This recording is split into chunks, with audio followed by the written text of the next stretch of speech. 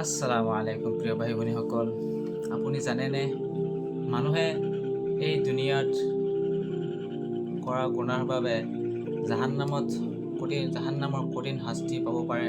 কিন্তু ভাল খবৰ হৈছে এইটো যে ইছলামত এনে কিছুমান আমল আছে যি আমল কৰিলে আপুনি জাহান্নামৰ পৰা ৰক্ষা কৰিব পাৰিব। আজিৰ এই ভিডিঅ'টোত আমি আপোনালোকক সেই 3টা আমল কম যি আমল কৰিলে আপুনি জাহান্নামৰ পৰা ৰক্ষা পাব, আমিও ৰক্ষা পাম। ইনশাআল্লাহ সকলো মানুহ শেষলৈ চাব, কিয়নো গোটেইখিনি ভিডিঅ' চালে আপুনি বুজিব পাৰিব যে সেই 3টা আমল কি। প্ৰথম আমল হৈছে নিয়মিত নমাজ পঢ়া, কিয়নো ইছলামত চবতকৈ গুৰুত্বপূৰ্ণ আমল হৈছে 5 ওয়াক্ত নমাজ পঢ়া।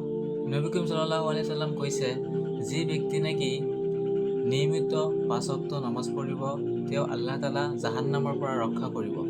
দ্বিতীয় নম্বৰ আমল হৈছে ইস্তেগফাৰ কৰা। আল্লাহৰ ওচৰত বেছিকৈ ইস্তেগফাৰ কৰা মানে হৈছে যে আল্লাহৰ ওচৰত বেছিকৈ ক্ষমা চোৱা। বাৰে বাৰে কওক আস্তাগফিৰুল্লাহ আস্তাগফিৰুল্লাহ আস্তাগফিৰুল্লাহ।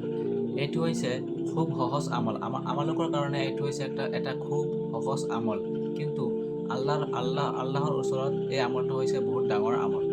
3 নম্বৰ আমল হৈছে সদকা কৰা।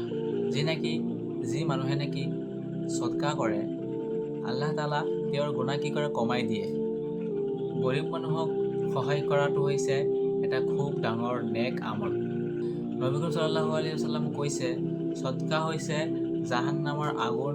সদকা দিলে জাহান্নামৰ আগুন কি কৰে? আল্লাহ তাআলা নিভাই দিয়ে। যি নেকি সদকা কৰে আল্লাহ তাআলা তেওঁৰ কাৰণে জাহান্নামৰ আগুনৰ পৰা কি কৰে? কমতি কৰি থাকে। যেনেকি সদকা কৰি থাকে তেওঁৰ কাৰণে জাহান্নামৰ আগুন কমতি কৰি থাকে আল্লাহ তাআলা। ভাই ভনীসকল, এই দুনিয়াটো হৈছে অস্থায়ী আৰু আমাৰ আখিৰাতটো হৈছে চিৰস্থায়ী। সেইকাৰণে চেষ্টা কৰক ইস্তেগফাৰ, নামাজ আৰু সদকা বেছি কৰিবলৈ, নিয়মিত কৰিবলৈ, যাতে এই 3টাৰ পৰা এটা যাতে কম নহয়, এটা যাতে ইফাল সিফাল নহয়, আৰু এইবিলাক নিয়মিত কৰিবলৈ।